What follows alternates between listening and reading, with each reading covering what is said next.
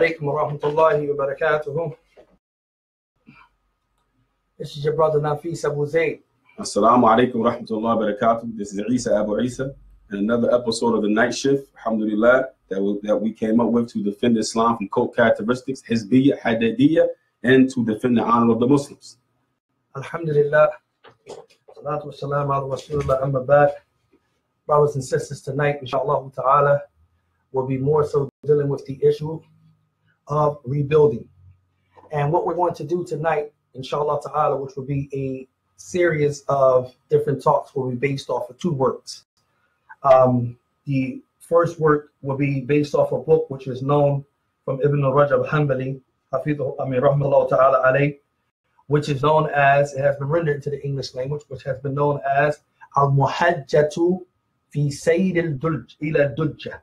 في سيد الدلجة المهجة في سيد الدلجة شرح حديث لن ينجي أحد منكم عمله. And this is by Al-Hafid ibn Rajab al-Hanbali, The Journey to Allah, an explanation to the hadith, your actions alone will not save any of you. So this work is going to be surrounded and circulating, dealing with the actions of the servant is not what would get him or her, will enter him or her into paradise alone, meaning in and of themselves. Before we begin, inshallah ta'ala, we're going to read some kalam from Ibn Rajab, from a famous classical work, an explanation that he have did, and added a couple of added some hadiths, 240 hadith by Imam Nawawi, which is known as Jami' al-Ulum wal-Hikam, and he added about, I think, 10 more hadith. Actually 10 more hadith, inshallah ta'ala. So we're going to deal with number one, the remedies to help rebuild what the fitna has destroyed. The fitna, everybody know what the fitna is, and we already talked about the fitna, alhamdulillah. We have many videos that we dealt with the fitna extensively, but now everybody focuses more so when you're going to move on, when you're going to talk about rebuilding. And we cannot begin to rebuild, we cannot begin to set down a foundation without going over the fundamental remedies that will help bring this about. And no doubt that lies in the narration that we're going to read, a part of a narration from Nu'man ibn Bashir, which is the 6th hadith that is mentioned in Imam Nawawi's book, 40 hadith, where the Prophet ﷺ said, "Ala fil jasadi," that there is a piece of flesh, mudghah, that's inside the body. And either salaha, if that mudghah, that piece of flesh is salah, if it is sound, then he says salah jasadu kulluhu, then the rest of the body is sound. And then if it's corrupted, then the rest of the body will be corrupted. And he said ala hiya wal qalb, and he said, indeed is it not the heart? No. And this is the hadith that we will be going over, inshallah. Ibn Rajab, he says, Ibn Rajab rahimahullah, when he brings the piece of this hadith, alla wa inna fi jasadi mudghah idha salaha salaha jasadu kulluhu إذا فسد الجسد كله ألا وهي قلب. He says that is a piece of flesh that's in the body. If it is correct, then the whole body is sound and correct. And if it's corrupt, the rest of the body is corrupt and unsound. And this is the heart. Is it not the heart? It says فيه إشارة إلى أن صلاح حركات العبد بجوارحه. He says in it is a signal or pointing towards that the correction of the actions of the slave and the moving, the things that he does, he said it is in which tinabuhu lil muharramat wa taqahu lil shubahat.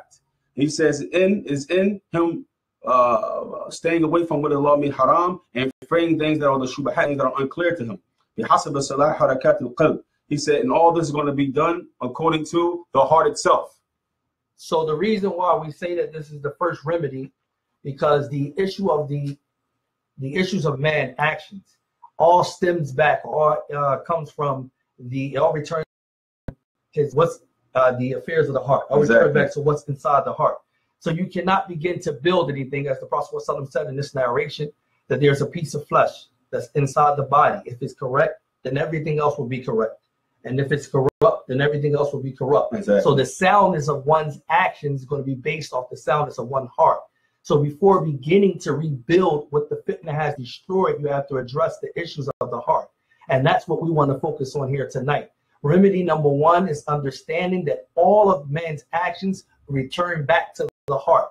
So we have to make sure that our heart is okay and that it's purified.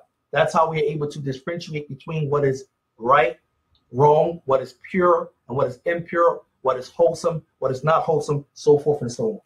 فإن كان قلبه سليما ليس فيه إلا محبة الله ومحبة ما يحب الله وخشية الله وخشية الوقوع فيما يكرهه.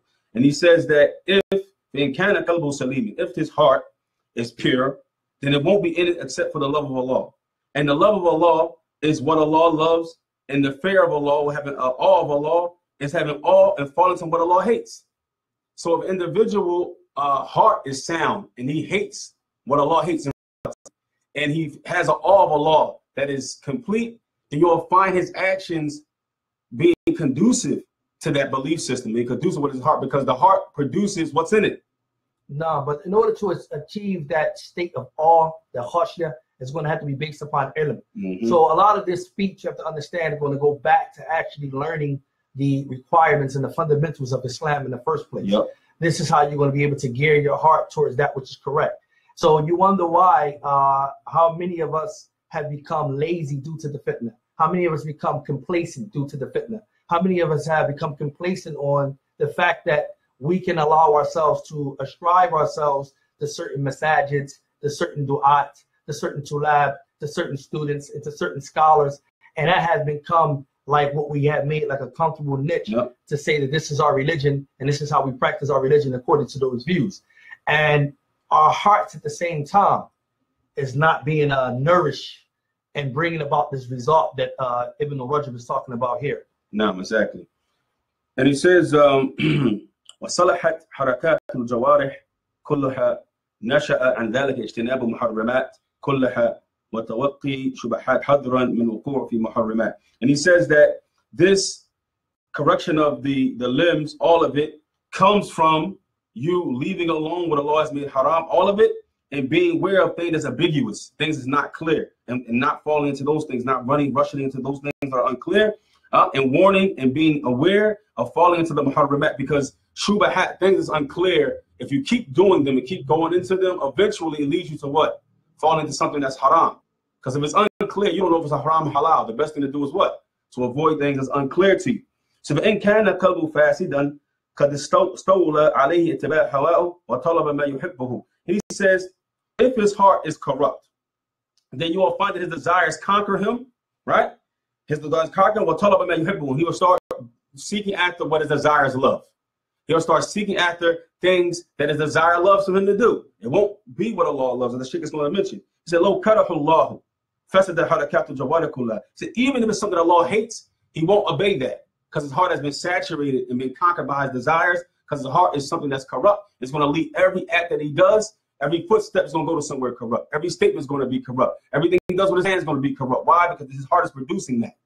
And there is no building again of any type of foundation without understanding these fundamental principles, which is a remedy of the heart. Exactly. And that means the servant has to begin by attaching his or her heart to Allah. And the only way you're going to learn how to attach your heart to Allah Azza wa Jal is by the tariqah, is upon the methodology of the Sunnah of Muhammad sallallahu alaihi wasallam, which in terms encompass for you to learn what is that tariqah, what is that path, what is that methodology.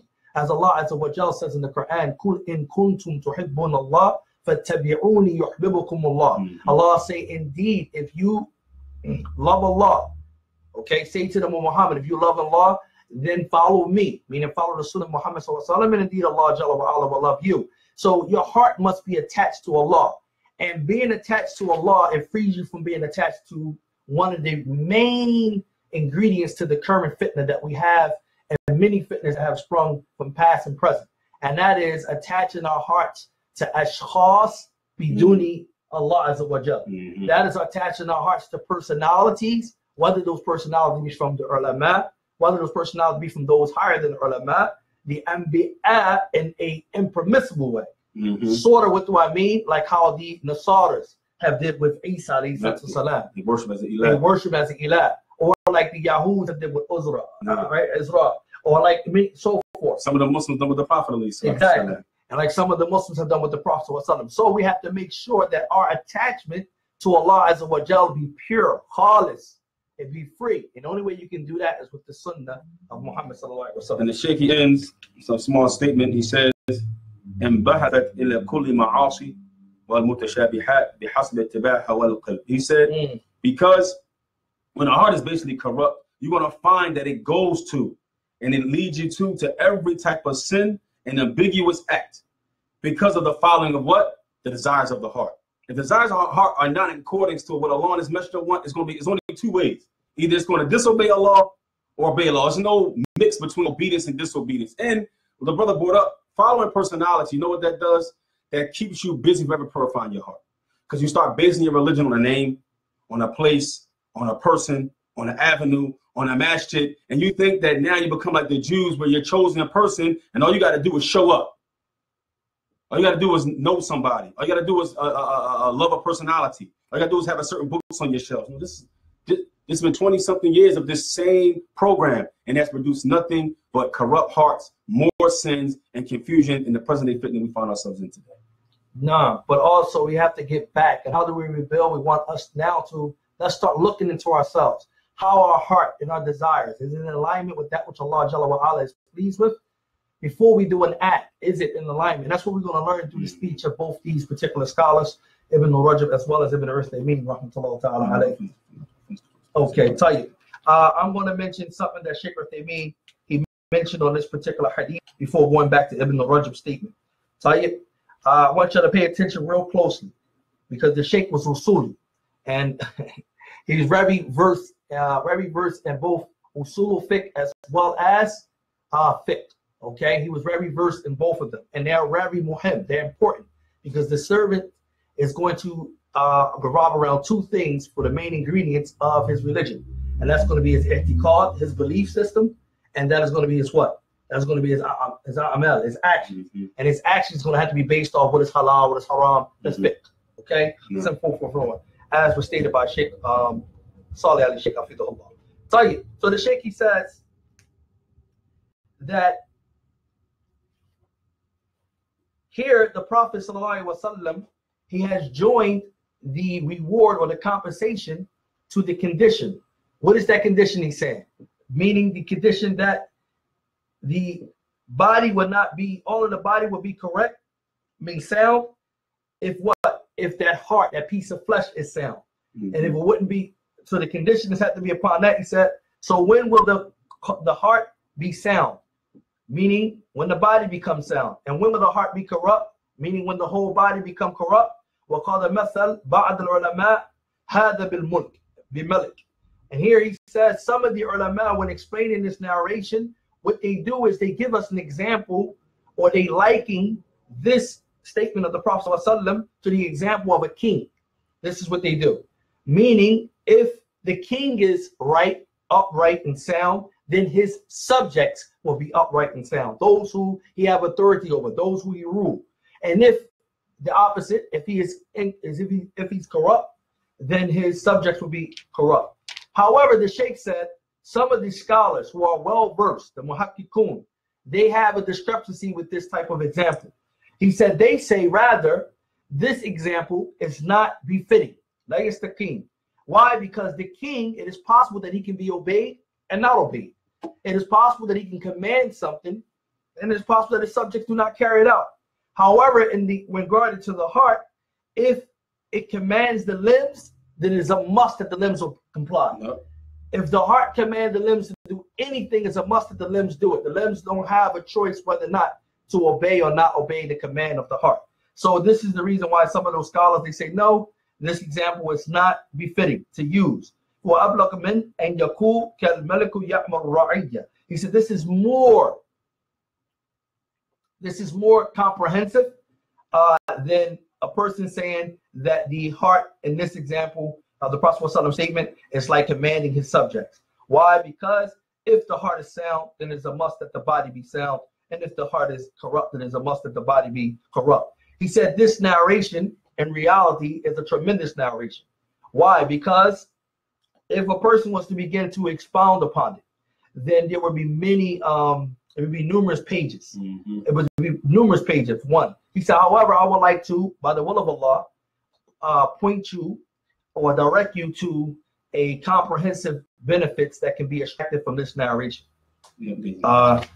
So brothers and sisters, This goes back to the statement of Shimri, where he mentioned that when he was describing the differences that have occurred between the Salafiyun, from these students not liking these students, these scholars not liking those scholars, these, the refutation culture, and how it has took about. He said that it really stems from, the person look at it, stems from the fears of the heart. Jealousy, hatred, and all this stuff like that. And he was saying that mostly, if the students was to return back to the works of Ibn Uthaymeen and Ibn Qayyim that deals directly with the fears of the heart, then a lot of this stuff will be removed. But what about the awam? Those who don't have the ability to go into those books. However, we do have books such as Ibn al-Rajab book that we will be reading, inshallah ta'ala, that have been rendered into the English language. That Ibn Taymiyyah also has one, which allow us to understand how to address these issues. We have to remember, attach your heart to Allah. That's how you begin to build. Beginning to build in social reform is going to stem from what the heart is upon. That's how it's going to stem. If your heart is upright, then that which you're going to produce from your actions is going to be upright. In turn, you're going to love that which is upright. In turn, you're going to do that which is upright. All of that's going to play a part. So we can't begin to worry about buildings in the actual sense. Like, okay, we got a building, we got, we got these different things. If we have those things and our hearts are still corrupted, then that foundation is not going to be correct. So we have to make sure we go back to the usul, and that is starting with the issue of the heart. Before I begin, the Sheikh, just to feed off what our brother just said, this refutation culture, it did two things that were very negative. One of the things that it done is actually had the same effect that the crack era had, no doubt about it. The same era was, we're confused, we're dazed, we're broken, our families are broken up, people don't like each other, people hate each other, the communities are separated. So it had the same effect as almost the crack cocaine did on the African American community. That's almost like the same exact effect. One of the other things that it did, we never had a chance to learn true brotherhood, because from the very beginning, we were told to hate one another. We were told to don't take from him, stay away from him. So we never got the chance to love one another. So we never got a chance for our hearts to be attached upon Islam to one another, to Allah subhanahu wa ta'ala. And we're so busy with finding out who we can take from, and so busy with being afraid and who we can take from, where we can go, that we never had time to really step back and say, let me purify my heart. So this refutation culture has done a lot of negative things, especially it blinded us from ever purifying our own souls. It blinded us from that. May Allah help us. I mean, and he says, the Sheikh said, القلب الملك الأعضاء بقية الأعضاء وجنوده. And he says that what it is said that the king of the heart, which is the king of the limbs, which is the heart is the king of the limbs. He says it's an army. It's like an army to the heart. The actual limbs are like soldiers, and the heart is like the general, right, or the king. وهم مع هذا جنود طائعون له مبعوثون في طاعته وتنفيذ أوامره. He says is that for that these are his army that's obedient, in obedience of this king, they do what they're commanded. So the Sheikh is basically saying that whatever your heart is upon, your limbs are going to do exactly that. That's why people say, well, Iman is in my heart, faith is in my heart. Then a lot of people say that. No, well, I'm saying, I see you doing this, I see you doing that, I see you doing that, I see all these different evil acts, I see you not increasing in ibadah. That's what's in your heart. You can't say, well, Iman is in my heart, Allah knows my God. Allah does know it's because it's coming out on your limbs. It's coming out on your limbs. It says, let you call it, and the limbs will not ever disobey the heart. Whatever your heart is upon, that's exactly what your limbs are going to do. And he says, فَإِنْ كَانَ الْمَلِكْ صَالِحًا كَانَ هَذَا الْجُنُودُ صَالِحًا. If the king, like the brother just said, is righteous and upright, the limbs will be the same. When كَانَ فَاسِدًا كَانَ جُنُودُهُ بِهَذَا مُثَابًا فَاسِدًا. If the heart is corrupt, you will find that the army or the soldiers of the heart will also be corrupt. لَا يَنْفَعُ عِنْدَ اللَّهِ إِلَّا قَلْبُ السَّلِيمِ. Because there's no benefit, no heart benefits you except the heart that is sound. And then also when he brings the ayat in the Quran, in Surah Al-Shu'ara, verse 88 and 89, يَوْمَ لَا يَنْفَعُ مَالٌ وَلَا بَنُونَ إِلَّا مَا أَتَى اللَّهُ بِقَلْبٍ سَلِيمٍ. And he said, the day where no wealth and no children will benefit the individual except the one who comes to Allah with a sound heart. And he says, كان النبي صلى الله عليه وسلم يقول في دعائه اللهم إني أسألك قلبا سليما. Ameen. And he says that the Prophet ﷺ say this dua. I say, oh Allah, I ask you for a heart that is sound. sound upon Iman and Taqwa. Before you move on, I want us to really take time because this dua is real simple and it's real easy to learn even in Arabic. The Prophet ﷺ says in this narration, Allahumma, O Allah, inni, indeed I, as'aluka, ask you, okay, for a what? A qalban saliman. That asks you for a heart that is sound. The ulama, they mentioned that the ma'na of qalb, the meaning of qalb, lugatan, right? Because it's a piece of flesh that constantly changes, okay? It could be in one state and it could be in another state. That's another hadith of Aisha radiallahu ta'ala anha, where the Prophet ﷺ mentioned to her that the servant, the heart of the servant is between the two fingers of Ar-Rahman. And yuqallibu, he changes as he wills. So the heart can be in, one time the heart can feel this way, another time the heart can feel that way. This is why you see another narration where the Prophet ﷺ said, Ya muqallib al-qulub, O changer of the heart. Okay? I'll call it qulub, Ya muqallib al-qulub, O changes of the heart, or Ya musarrif al-qulub, in another narration, sarrif qalbi ala dini, or thabbit qalbi ala dini. It changed my heart upon that which is firm. Upon your religion. Yep. Or in another narration, make my heart firm upon your religion. Make my heart firm. So this is the Prophet ﷺ teaching us how to ask Allah Jalla wa Ala for a sound heart. And it's important that we understand that sound heart, because everything that you see this have been transpiring. Ask you, how did these scholars like Ibn Rajab, who takes one hadith and he took a statement from that hadith and compiled the whole book off that one statement of the Prophet ﷺ? How did the likes of great imams, a'imma, and great people before us that have tread upon this deen and spent hours and hours of studying and getting closer to Allah, always based upon their hearts? What did the Prophet ﷺ, as it was mentioned, what happened when Jibril alayhi salam in his seerah came down to do what? The pure what? He cut his heart open, split his body open, right? His chest open. And he took out his heart, and what did he do? He cleansed it. He purified it. Well, that shows us that before he started his mission, he had to have a pure heart. He had to have a pure heart. So that's showing the same thing we're saying here. Before you want to rebuild anything, let's get our hearts pure. And this is the reason why you see a lot of people, they more so gravitate towards negativity.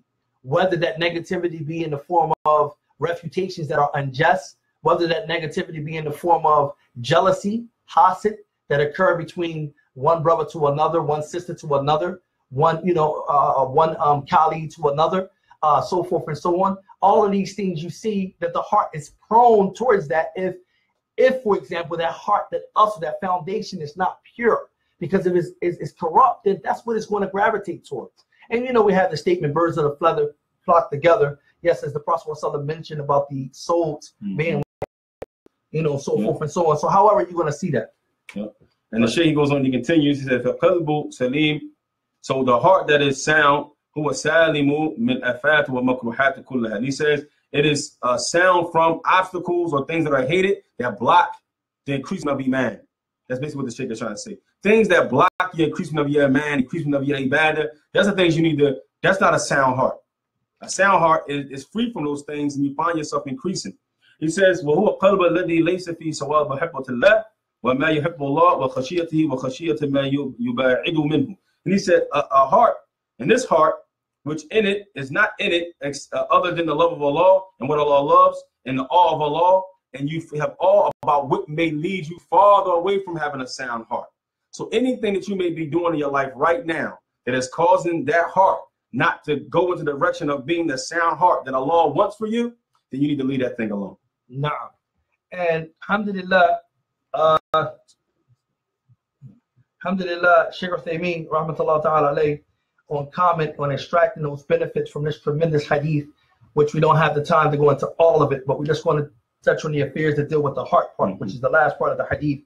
He mentioned that in the 12th benefit, he said, أَنَّ مَدَارِ فِي الصَّلَاحِ وَالْفَسَادِ عَلَى الْقَلْبِ إِذَا صَلَحَ صَلَحَ الْجَسَدُ كُلُّهُ وَإِذَا فَسَدَ فَسَدَ الْجَسَدُ كُلُّهُ. So here he's saying that you're going to see that the soundness and the corruptness of the heart, okay, what circulates or what revolves around it, you're going to see that revolves around it or circulates around it is going to be based upon the soundness or the corruptness of that heart, meaning the body, the limbs. It's only going to be circulating around the soundness and the corruptness of that piece of flesh. He said, we have tafarru ala hadi al-fa'ida. Now you want to give us something extra. He said, and what can be based or what can be built or extracted upon this benefit, أنه يجب عناية بالقلب أكثر من العناية بعمل الجوارح. And many of us, if you look at it, many of us have become so complacent that we do not concentrate too much on the heart. We do not concentrate on too much on how we can get close to Allah. We don't concentrate too much on our intentions. Whenever we do an act of worship, how many of us sit back and think, is this actually going to bring me closer to Allah, or is it going to distance me from Allah? Is this action pleasing to Allah, or is displeasing to Allah? Is this action according to the Sunnah, or not according to the Sunnah? The Salaf, they used to ponder. As we have the narration that many of us know is a famous narration that mentioned from Umar ibn al-Khattab, radiallahu ta'ala anhu, where he said, take account of yourselves before what? No. You are what? Accounted for. For you are brought to account. And to wait after Salatul Asr. To what? To take account of themselves. No. What have I done today? And they will go over and review their actions. Many of us don't. We read about the Salaf and become fascinated. That was their lives, that was their stories. But how many of us put that to practice? So the Shaykh continued, not to be long with it. Look what the Shaykh said. He said, وَيَتَفَرَّعُ عَلَى هَذِهِ الْفَائِدَةِ. That which can be based upon this fa'idah is that one, it is a must that one show more concern for the matters of the heart than he show concern for the actions of the limbs. I'm going to repeat this. One should show more concern, it's a must, as incumbent upon the Muslim, that he or she show more concern for the matters of the heart, more so than what? Than the actions of the limbs. Why now? He said, لِأَنَّ الْقَلْبَ عَلَيْهِ مَدَارُ أَعْمَالِ. He said, because the actions in reality, they revolve around the heart. They revolve around the heart. He said, وَالْقَلْبُ هُوَ الَّذِي يُمْتَحَنُ عَلَيْهِ إِنسَانٌ يَوْمَ الْقِيَامَةِ. And the heart is that piece of flesh with which the person, he will be tested on the day of Qiyamah. كما قال الله تعالى, as Allah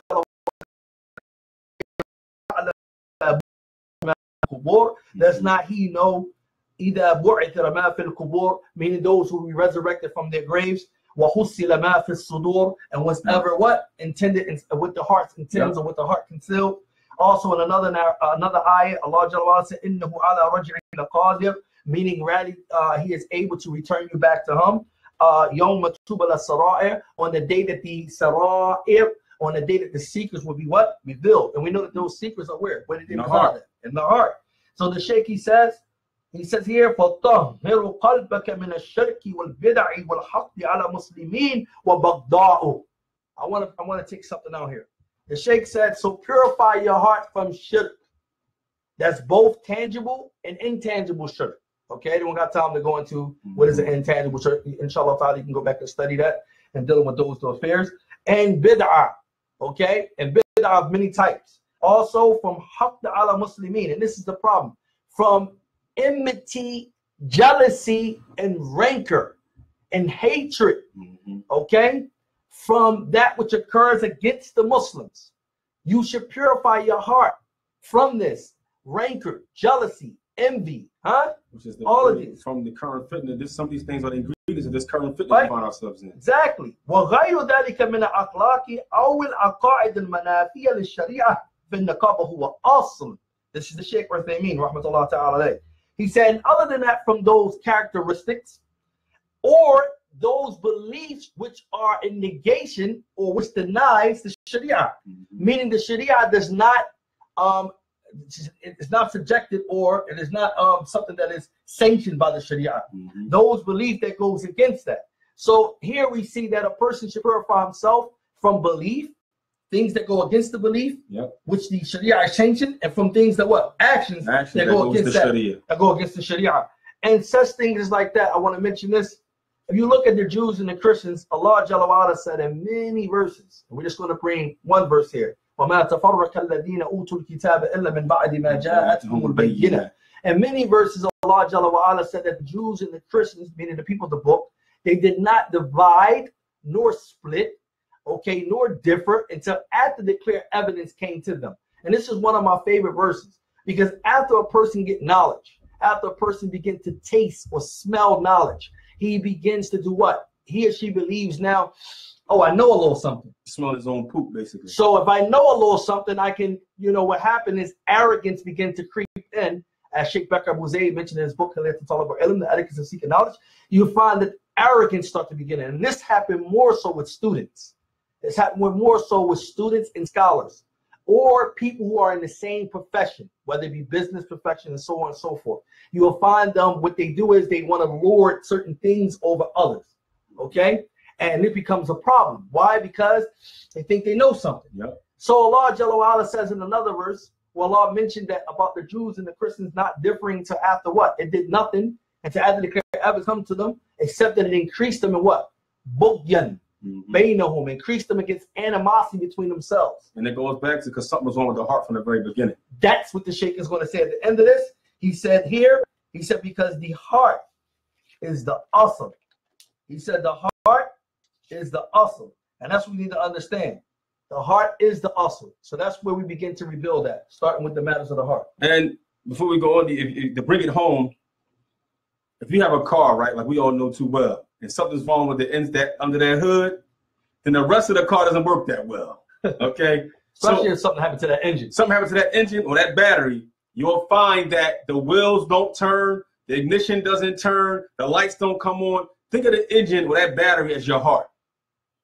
And that engine and that battery, if it's not sound, the rest of your car gives you nothing but problems every day. So if you want the car to be sound, you have to do what? You have to make sure the engine is sound, make sure the oil is changed, make sure the battery is good, so that way the wheels turn. Just like your heart has to be healthy and sound, so the limbs turn. And when the limbs turn, it turns to good, not corruption.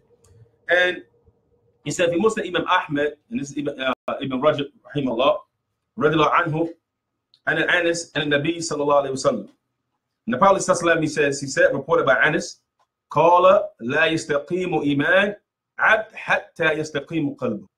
He said that the iman or the faith of a slave cannot be established except with what? That his heart is sound. حتى يستقيم قلبه. His heart is being sound or established upon what? تمراد باستقامة إيمانه استقامة أعمال الجوارح. He said what it means by istiqamah of his iman, that his establishment of his righteous actions, of the actions of the limbs. Meaning that his iman cannot be established. Right, the iman being established is what? Is his righteous actions that he does. Because we know that actions are from what? Iman. فَإِنَّ أَعْمَالَ جَوَارِحِ لَا يَسْتَقِيمُ إِلَّا بِاسْتِقَامَةِ الْقَلْبِ. And he said, and we know that the actions of the limbs cannot be established except that the heart is what? Sound. So there is no community building without the soundness of the heart. There's no action, no matter whatever action you do within this deen, if it's from the acts of ibadat, even if it's from the acts of adat, from those things that are customary, because those things that are customary, even though it might not be sanctioned of having a niyyah, an intention, in regards to whether or not you're rewarded for the action or not, dependent upon, but you still have to understand that here, the iman, the Prophet ﷺ saying in this narration, a person's iman is not established unless the heart is established. It's everything gonna boil you down to what type of heart does this person possess. If it's a good heart, it's going to produce good results. If it's a bad heart, it's going to produce corrupted or bad results, things that are not wholesome. So sometimes you might ask yourself, why do we see so much chaos? Why is there so much fitnah? Why is there so much bickering? Why is there so much people going at each other's throats? Why we see a lot of kalam? This one saying that one saying this. Because as Sheikh Chitri said, you're going to have to look now at the matters of the hearts. Those people who keep on existing and keep being persistent in carrying out these negative characteristics that are contrary to what Islam promotes and what Islam encourages to have, then you can see that in their hearts might not be sound. Their hearts need some checking. Their hearts need to be actually addressed. No doubt. If you find people continuing to name call and bash and to attack and do evil, sin, Nimima, backbiting, slander, attacking people's honor. If you see this constantly happening, then you'll find that that's what's in these people's chest.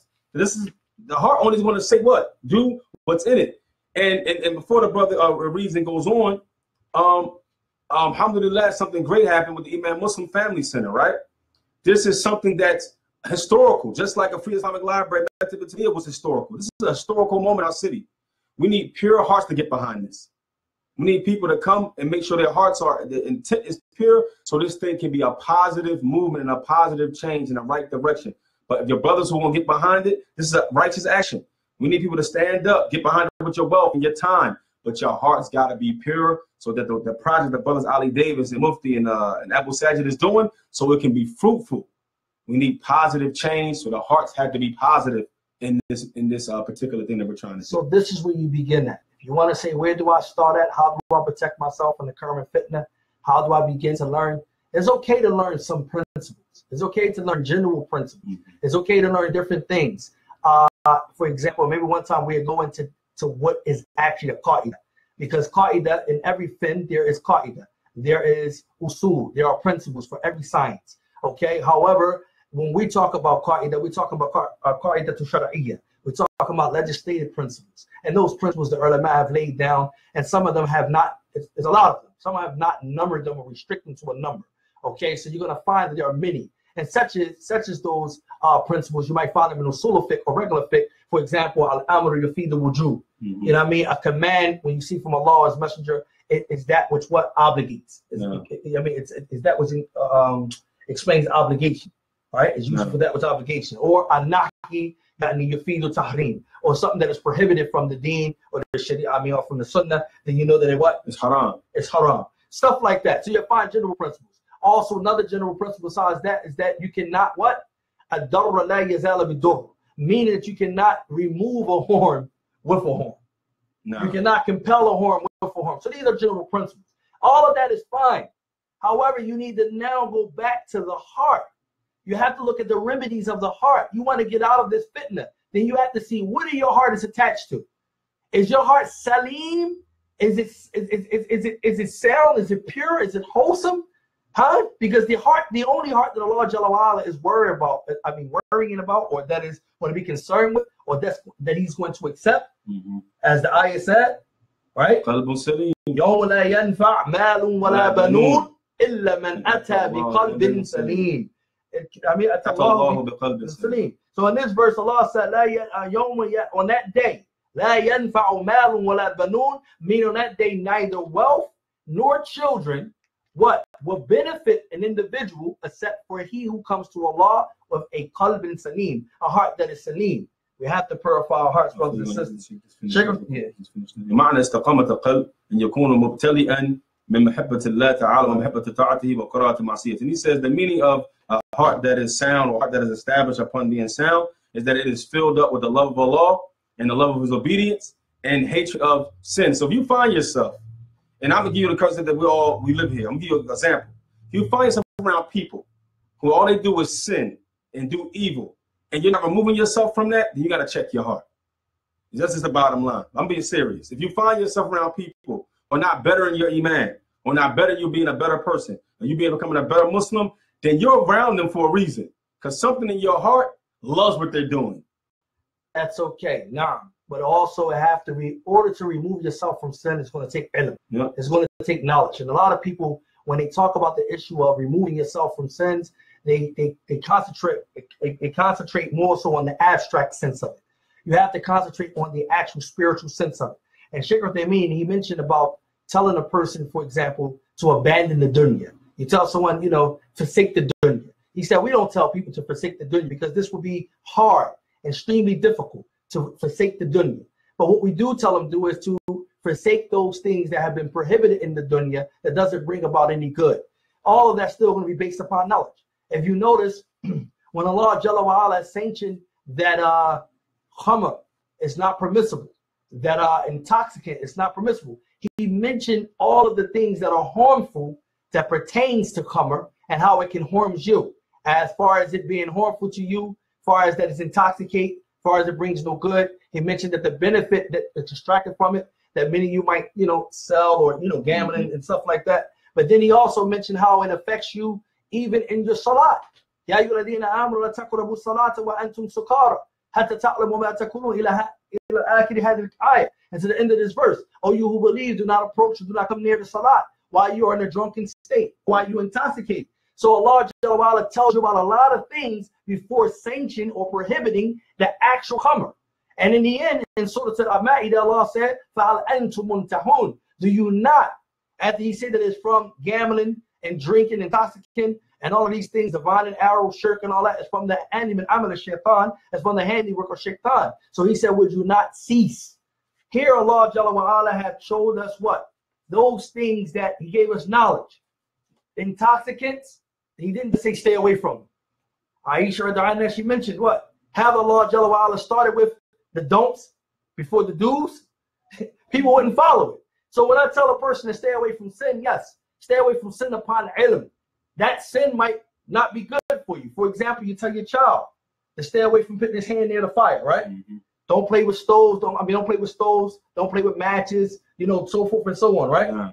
Why you tell them? Because you don't want that person to harm himself. So sometimes you might find a parent, what they do is they cut the stove on, they take the hand, they don't put it too close to the fire, but they wave it over there. And he feel that heat, right? So he get an impression, yo, this knowledge here, I can't touch that. So it helps them and it enables them to stay away from that thing. And that's what we want brothers and sisters to do. Purify your heart. Because the more you attach yourself to Allah, when you hear statements like Brother Isa just made, then when it comes to issues of being around people who are sinful, because your heart is pure, you're not going to be around those people in the first place. You're not going to listen to those people in the first place. That's a darajah level we have to get to. Shaykh Uthaymeen, rahmatullah ta'ala alayhi, he mentioned another beautiful point that's extracted, or benefit that's extracted from this hadith. And he said that in that benefit, he said that this benefit is pertaining to one should reflect or ponder or contemplate upon the actions of men, that all of his actions return back to the heart. This is due to the statement of the Prophet ﷺ, if it is correct, if it's sound, then the whole body is sound to the end. He said also, he asked a question now. He said, so does this indicate or shows to us that the aql, that which we call intellect, is inside the heart?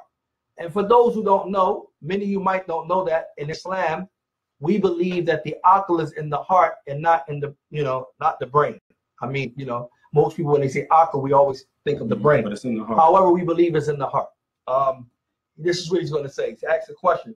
Does this indicate that the aql is in the heart? He said the answer is yes. فيه إشارة إلى أن عقل في القلب. He said contained within this is the ishara, is the indication that shows us that the intellect resides in the heart. وأن مدبر هو قلب والقرآن شاهد بهذا. And the mudabbir, the one who is the mudabbir, the administrator, it is the heart, that which administrates, right? It's the heart. He said, and the Quran has a shahid. The point for this can be seen in the Quran, or shown in the Quran.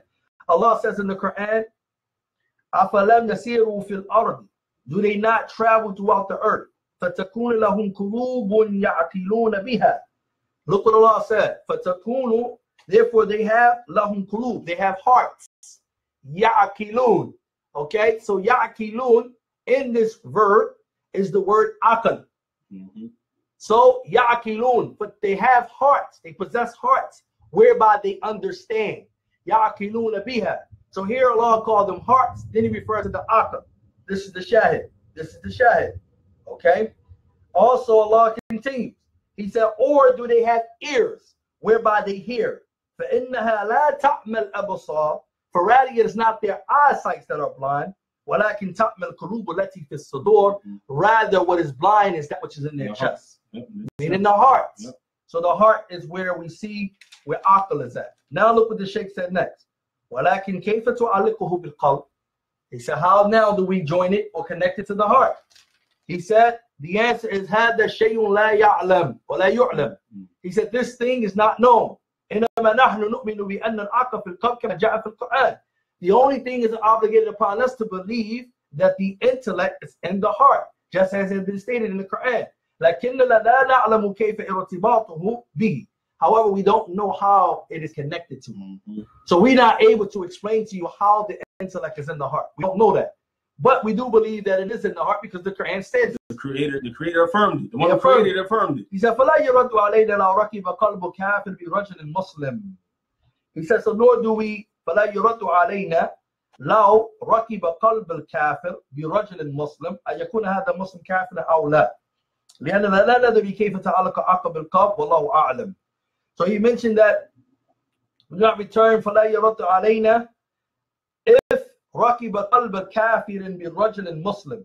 If a person's heart, a disbeliever heart, right, was to be رَكِبَ قَلْبٍ, was to travel upon a disbeliever heart, would he be a Muslim man? بِرَجُلٍ Muslim.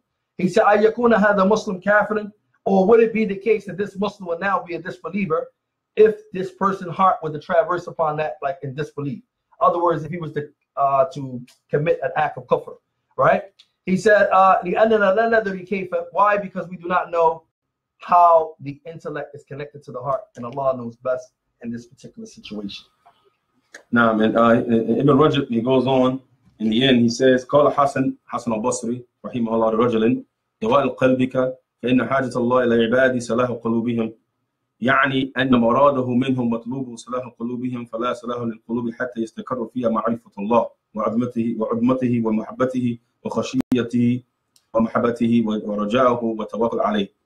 And he says that, and it's some lofty speech, but the shit, and explaining, he says that the remedy of the heart, right, that the slave is in need of, it means that the meaning of it is that what is sought from the slave, that's correct, the soundness of his heart, the correction of his heart, that it will not be any correction, only soundness of that heart, until his heart becomes established upon knowledge of Allah.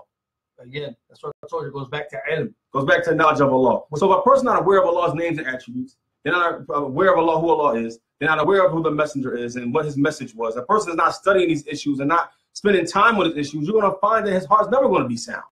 And this shows us that it's not permissible, brothers and sisters, to be neglectful of learning your deen. No. It's not permissible to be neglectful of learning your deen. You can't say, I'm going to leave it on the brothers who establish classes at so-and-so masjid. I'm going to leave it on these particular scholars. I'm going to leave it on these particular shoulders of these particular persons or these du'ats. No, individual knowledge is an individual obligation, such as who is Allah, such as the actions and attributes of Allah Azza wa Jalla, such as your salat, such as your paying zakat, such as your fasting, so forth and so on. These things are obligatory. You have to take time out to learn them. You have to take time out to learn them. No more excuses. No. Why? When you find yourself making excuses, you find yourself pulled back up into this fitnah. And you find yourself arguing and debating and making a legion and disassociations, all based around personalities, because those personalities represent to you what knowledge should be. So you see that which you are lazy to perform or to actually carry out to learn inside that particular person that you hold up in high esteem. So you want that person to go to bat for you and fight for you. But in this deen, it don't work, because each of us going to be called individually, not with so-and-so, not on the basis of so-and-so. As Allah said, that not one person can carry the burden of another, right? So in that case, we have to make sure that we take our time out to learn, like the Sheikh is saying here. All of that's going to be based upon knowing. And he goes on and he says that if a person doesn't know the might of Allah, that he doesn't love Allah, he has no fear of Allah, he has no hope and trust in Allah, he said the heart should be filled with these things. So if an individual says he has a sound heart, it should be filled with these things. If you find your heart not filled with these things, you don't have a sound. This criteria was a sound heart. I don't know who has one. Only Allah knows who has a sound heart, who doesn't. But these are the criteria. What's a sound heart? Then the Shaykh goes on to say, he says, فَلَا صَلَاحُ لِلْقُلُوبِ حَتَّى يَكُونُ إِلَهَهَا الَّذِي تَعْلِيهُهُ وَتَعْرِيفُهُ تُحِبُّهُ وَتَخْشَاهُ هُوَ اللَّهُ وَحْدُ لَا شَرِيكَ لَهُ. He said in the heart, there will be no correction and no soundness of the heart until a person's ilah, which he deitized and makes his soul a single object of his worship and love, and all is Allah without partners. Then this is a sound heart, and it can't happen except with knowledge, as the brother saying. I want to stop here, brothers and sisters. Let's be honest. I'm gonna be honest with you. I haven't reached or achieved this state. How many of us have achieved the state where we are devoted to Allah absolutely, where we believe in Allah absolutely, where we call on Allah absolutely, where we have surrendered ourselves to Allah absolutely? How many of us reached this state? if you understand the different time periods of the Prophet ﷺ that he called when he was in Mecca for 13 years, right? At Tawheed. Tawheed, as the Sheikh is getting ready to enumerate, all of this deals with Tawheed. All of this is Tawheed. So the Aqidah is going to be found where? In the heart. So in other words, let's just make it more, let's just break it down now. The Prophet ﷺ call in Mecca was to the purification of the heart. Okay? While he was purifying the heart, what was he doing? He was getting the companions with Allah Ta'ala alayhim to attach their hearts to Allah, to attach their hearts to the truth, to attach their hearts, what? To that which is sound, that which is wholesome, that which is pure. This is why when Allah described the believers, he said, وَحَبَّبَ إِلَيْكُمُ الْإِيمَانِ, and he had made it dear to their hearts, what? Iman. Right? This is what Allah said. You know what? And he had made dislike to their hearts, fist.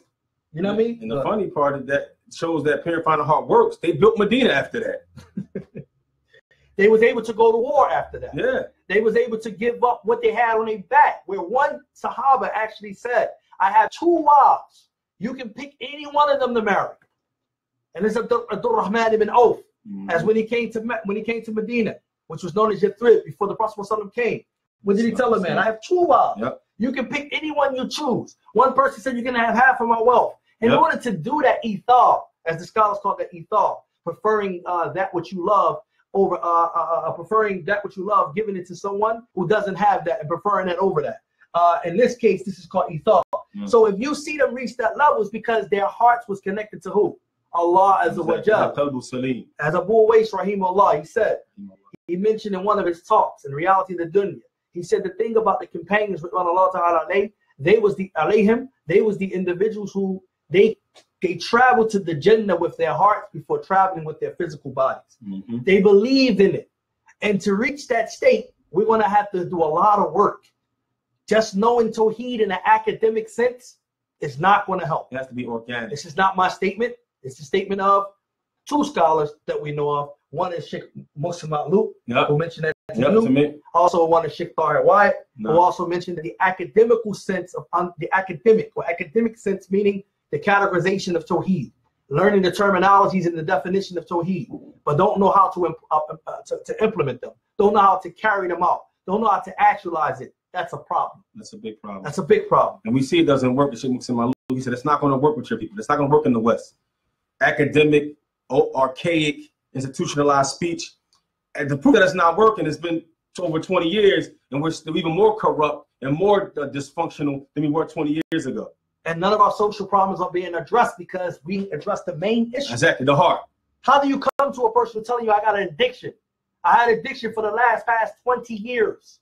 I've been addicted to something, moving from one drug to another, whether it's a drug in the physical sense or whether it's in the tangible sense. How many times do you deal with a person who comes to you saying that, listen, I have problems. I think I'm seeing things. I think I'm elucidating things. How can you deal with this? And you step in the role of being a leader in a leadership role. This is what you deal with when you see many people carrying themselves out. As Ibn al-Qayyim, he said that sins, what it does, it destroys an individual so much so that you see the effects, the ugliness on a person's face, on the person's body. You see how a person let himself go, herself go due to these overwhelming sins. But if you can't treat those issues, you can't deal with those issues, it's not going to work by saying, I'm just going to slap Autobahina in your face and read it. Half of the time, I don't understand the Arabic terminology you're using. Half of the time, I don't understand the speech that you're saying or the statements that you're saying, and how that's going to help me to overcome this addiction. And I give a real life example how Tawheed was explained to me when I was in Egypt by Sheikh Muslim Ma'luk. May Allah preserve this year. He and this is a small example. He gave me an example of Yunus in the belly of the well, right? And he expanded on it a little bit. And when he's in the belly of the well, obviously Yunus alayhi salam, he did an act of worship. He actualized Allah's Tawheed without actually asking for the thing. He actually said, he said, oh Allah, you have the right to worship, glory be to you. I've been one of the wrongdoers, right? He praised his Lord, and Allah said, we answered him and removed him from the belly of the well. He actualized Tawheed because he knew how to use it. And he gave us an example. He said, for example, growing my beard, it's an act of ibadah. That's also a call to Allah. Why? Because I'm actually doing it to get something from my Lord. to get reward from our Lord. So it's an actual call. Just because I didn't say it, it's a physical call to my Lord. Because my intent in my heart, as we get into the soundness of the heart, is inside of my chest. I want something from my Lord. Cutting my pants leg, the same thing. Wearing hijab, wearing niqab, women putting on gloves, making us all. You're worshiping Allah all day, as the Sheikh pointed out to me. He said we got to stop disconnecting ourselves, saying that we're not connected to Allah all day, only when we pray 5 times a day. No. Trimming my mustache is an act of worship. I'm asking Allah for something through that act. You got to connect yourself to your Lord all day. If you really want a sound heart, those actions that we do all day that's been legislated, they're calls to your Lord. Connect yourself to your Lord. No. And that's the benefit that he gave me. And the Sheikh, he goes on and he says, he basically saying, if in the earth there's another ilah being worshipped other than Allah, لَفَسَدَتَ بِذَلِكَ السَّمَاوَاتُ وَالْأَرْضُ كَمَا قَالَ تَعَالَى لَوْ كَانَ فِيهِمَا آلِهَةٌ إِلَّا اللَّهُ لَفَسَدَتَا. If it was another ilah being worshipped in the heavens and the earth other than Allah, then we see the corruption. And I'll give you an example. It would have destroyed it. It destroyed it. Look at the fact that, and we're not saying that people are worshiping personalities and stuff like that. That's another conversation. But I'm saying is that a small level, or I mean a large level first. The fact that we see shirk being practiced more so than Tawheed in the earth, we see more injustice and more corruption, things like that. The earth is in chaos. So it's clearly see that. The great injustice is what? Shirk. Look at the fact that our hearts are attached to other than Allah. Look at the corruption and the chaos in our communities because all of that is based because the heart is attached to other than Allah. And he's correct. All of those things stems from your heart being attached to other than Allah. Exactly. And he goes on in the end, he says, فَعَلْمَ بِذَلِكَ أَنَّهُ لَا صَلَاحٌ لِلْعَالِمِ عِلْوِي وَصَفْلِي مَعًا حَتَّى تَكُونَ حَرَكَاتُ أَهْلِهَا كُلَّهَا لِلَّهِ. And he says that the corruption or the correction of the what's above and below, meaning the heavens and the earth, cannot be done except its people, or the ones who live in the heavens and the earth, the inhabitants. All of it is upon sound heart.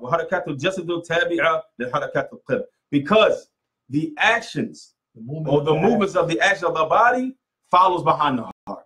That's what's going to happen. So whatever you see from major corruption communities, that's because the hearts are corrupt. There's no doubt about it. From the top down. So what did this tell us, brothers and sisters? That the real teaching of Tawheed, the real implementation of Tawheed is the correcting of the heart. That's what it does. It starts in the heart. Aqidah, which is aqadah, to tie a knot. That knot when it comes from where? The belief in your heart. Mm-hmm. How you're going to manifest that on your limbs is all going to go back again to the soundness of one's heart. No. And this is why, brothers and sisters, it's very important that before we begin to open up big discussions and move on and embark on to bigger plans and, you know, to buildings and so forth like that, centers and everything like that, we have to remember to purify our hearts. We have to make sure those hearts are firm. Why? Because we won't begin to move collectively. We won't begin to move collectively. We won't move in unison as Allah Jalla wa Ala and His Messenger intended for us. Because if you look at the first masjid that was built, how was it built? You see that the Prophet ﷺ, he brought brotherhood between what? The Ansar and the Muhajirun, right? And when he brought that brotherhood, how was the masjid built? The masjid was built by each of them grabbing a brick, each of them participating in building it, because they each considered themselves to contribute, because their hearts were unified. Why you hear over and over when Allah Jalla wa Ala talks about the believers, He tells them, do not become despair on the battlefield. Do not argue. Do not differ. Do not dispute. Why does Allah tell them that? On the battlefield, remain patient. Why? Because the heart have to still be unified. This is how you win. This is how you overcome. So when you find individuals moving in a single unit, when it's supposed to be not solitary, right? When it's supposed to be solidified as a union, a jama'ah. This is why the prayer being established in jama'ah is greater than the prayer being what? Praying individually. You have to know all of this stuff. Jumu'ah. What is this about? Jama'ah. That's about congregation. Hajj. Jama'ah. Fasting. Jama'ah. Right? Jama'ah. You fast. All of the Muslims are obligated to fast. Not certain ones from amongst them, all of them. To what? Share in as collectively. And this is what Islam promotes. And we don't find that nowadays. We find all of us being selfish to a certain extent on things we shouldn't be selfish for. It's going to come a time where you're going to be selfish on things you should be selfish for. But we find ourselves being selfish on things that are not, because we're not worrying about the heart.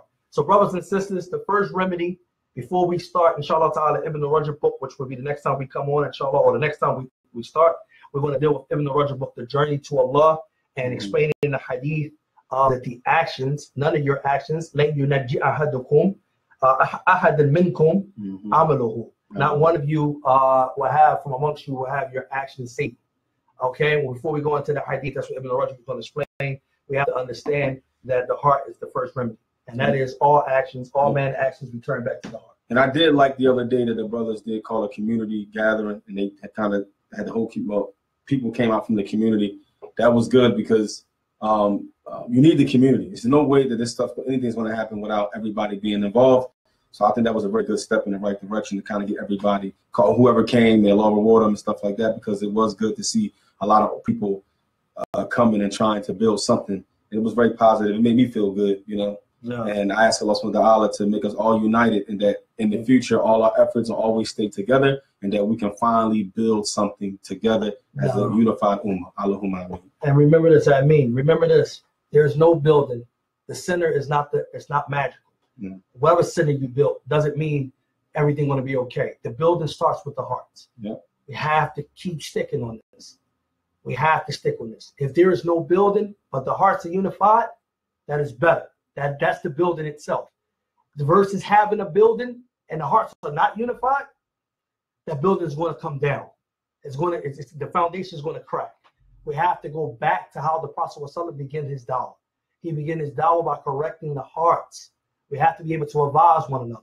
We have to be able to work with one another, grab each other by the hands, move out collectively. Not because I have this, not because I have achieved this, not because I understand this, that you need to be excluded. You're on a need to know basis. You're on this. None of that's going to work.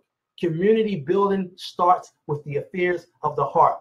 Build the hearts, and that's how we're going to build whatever else we want to build. Mm-hmm. And anyone that's starting on any projects, we ask Allah to allow them to be sincere in their projects, and to allow the people that's helping them out in the community of their projects, and those projects also be sincere, and that the hearts become more unified.